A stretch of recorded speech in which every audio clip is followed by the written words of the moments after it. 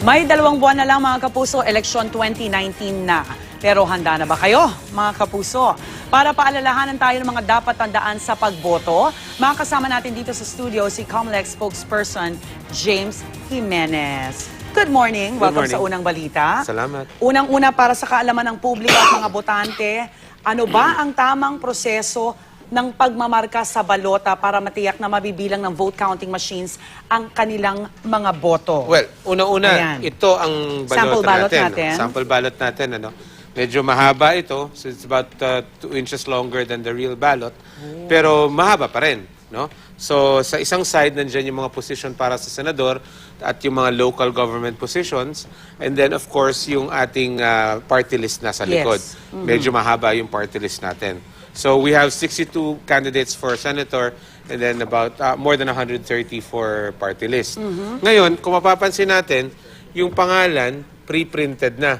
Tapos may oval sa tabi ng pangalan. Yes. Para bumoto, kailangan markahan natin yung oval.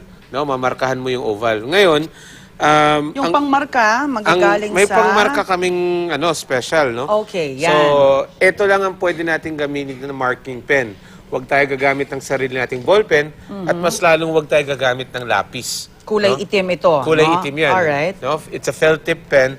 So, ink ang ilalapat niyan sa papel, no? So, kailangan sigurado Yes. na kayo sa ilalagay nyo talaga, yung That's isi-shade right. nyo. Oo. Bawal magkamali. Ang ano po medyo. Kasi ang ating rekomendado dito, 100% shading. Kailangan puno yung oval, no? Yes. Pero, yung makina, marirecognize niya kahit konti sa 100%. okay. So, kunwari, 25% lang ang minimum natin, ang threshold natin. Kapag namarkahan mo yan ng 25%, kahit na hindi mo sinasadya, mabibilang yan. No?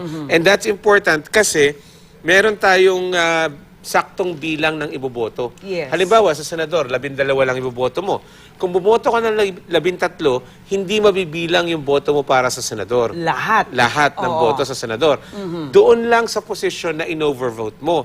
Yung ibang posisyon na hindi naman overvoted, bibilangin pa rin. Kung kulang naman ang boto mo, okay lang. Okay lang. No? So, Yun. kunwari, 12 senators ang iboboto mo, pwede kang bumoto ng wala, abstention yan. Yes. 1, 2, okay lang yan, 3, 5, 6, wag lang lalampas ng 12. Again, hindi kailangan magdala ng lapis, ng ballpen Hindi on dapat. election day, listahan ng mga iboboto. Pwede. Okay lang magdala ng listahan ng botante. In fact, kung makikita nyo sa internet, available na tong itsurang ganito. No? Hanapin nyo yung ballot face na naka-assign sa inyong lugar. Ang ballot sa atin, unique for every municipality. So, pwede nyo nang i-print yung balota na nagagamitin ninyo para meron kayong sample ballot ng sarili. James, wag malabo ang mata, senior citizens, may pwede bang tumulong sa kanila? Pwede silang tulungan Okay. ng mga assistors nila.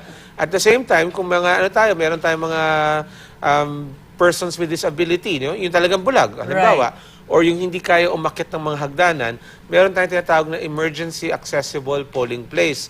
Ito yung mga lugar kung saan talagang ina-assistihan natin yung mga botante na medyo nahihirapan sa ganyang bagay. No? Alright.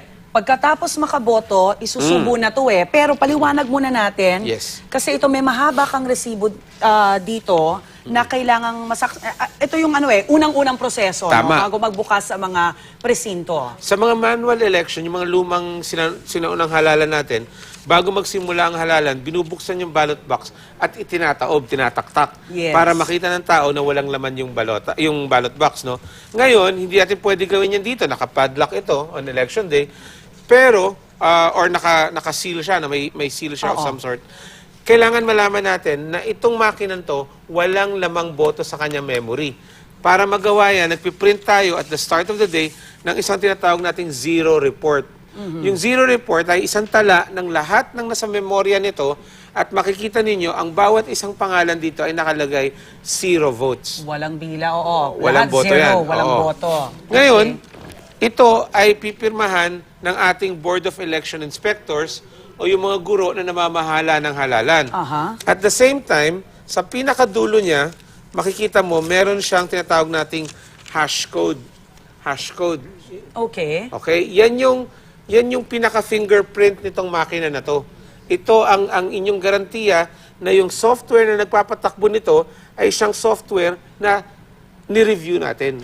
Lahat ng to gagawin bago magbukas Yes. ang presinto, ang Yes. botohan, Ang ng alas botohan 6 natin ng umaga. ay 6 to 6, no? Right. 6 in the morning hanggang 6 in the evening. So, ibig sabihin, at around 5:30, magsisimula na sila maggayak ng ating polling place. Sino ang makaka-witness yan at makakakita na zero talaga ang laman yan? Ang kailangan nandun, syempre, yung ating Board of Election Inspectors na magpapatakbo ng halalan.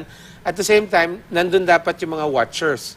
Yun. Ang mga major political party, minor political party, Representative. isang watcher yan, no? Okay. Nandun sila dapat sa polling place, nandun din yung watcher ng ating accredited citizens arm. Alright, balikan natin. Sige. Nakaboto na ako, na-shade ko na ng tama, no? Pinuno ko na yung mga bilog. Okay.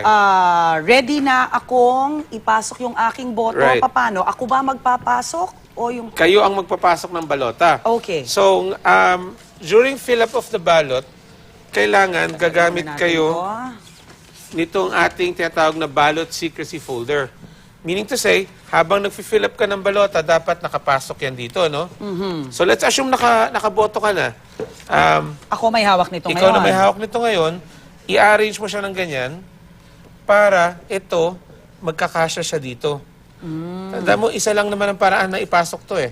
Alright. Kailangan lang saktong tuwid yung pagkakapasok. So, Pwede ko na mo siya. ilagay? Yes po. Alright.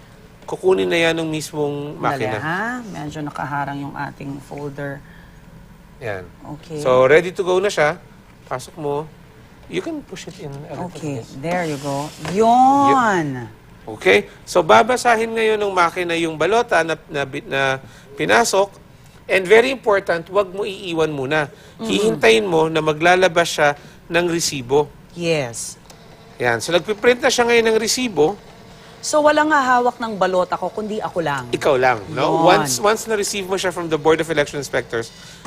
So, ito yung resibo na sinasabi natin. Yes. Maikli ito kasi lahat ng position in-abstain natin. Hindi tayo Correct. nag-shade eh. Depende sa numero ng binoto Oo. mo. Oo. Pero pag ito ay fully voted yung balota, medyo mahaba ito ng Mahaba. konti. So again, nandyan yung hash code, nandyan yung ating QR code na nagko-contain ng information na to. Now, ibibigay sa'yo to para ma-check mo, Okay. tapos, kung tama yung Kung binoto tama mo. yung binasa ng makina. Yes. Paano kung may contention ako? Hindi naman to binoto ko eh. Exactly.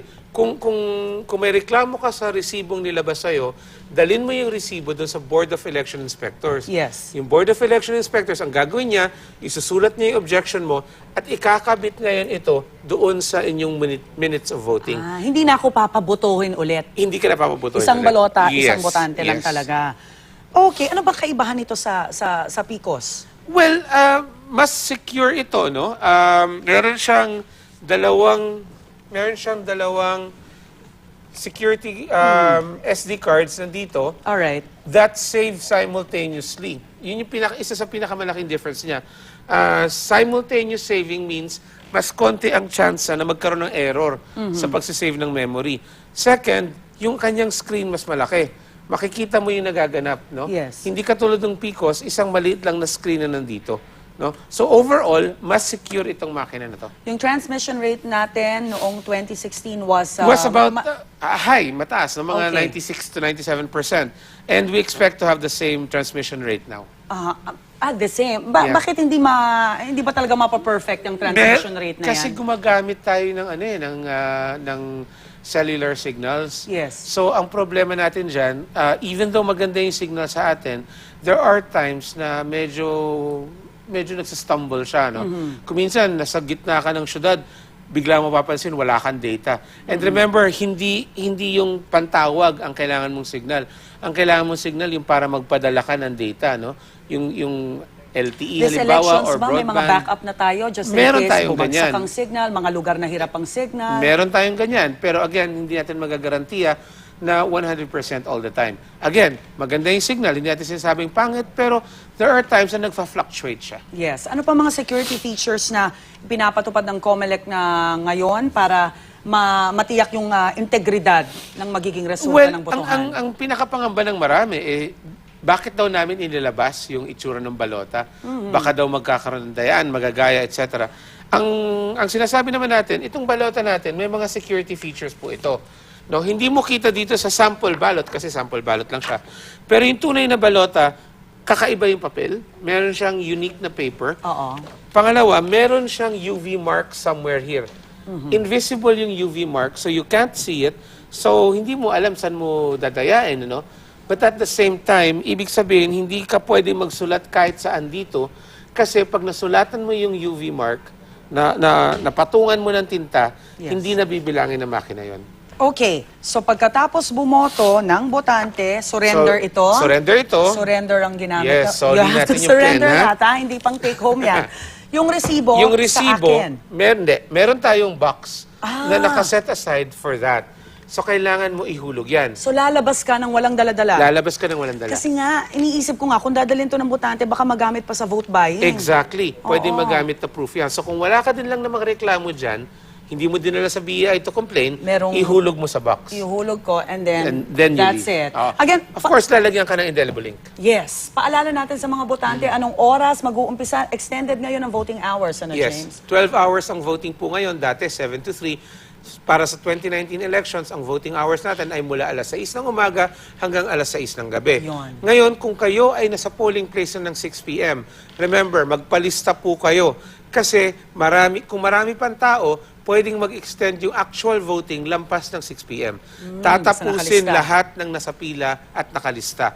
Kapag dumating kayo ng alas 6, wala kayo sa listahan, hindi na kayo makakaboto. So make sure that you're there, malista kayo by 6 p.m., para magtuloy-tuloy yung botohan para sa inyo. Maraming salamat. Helpful info para sa ating mga botante. Nakausap po natin, COMELEC spokesperson, James Jimenez. Thank you. Thank you.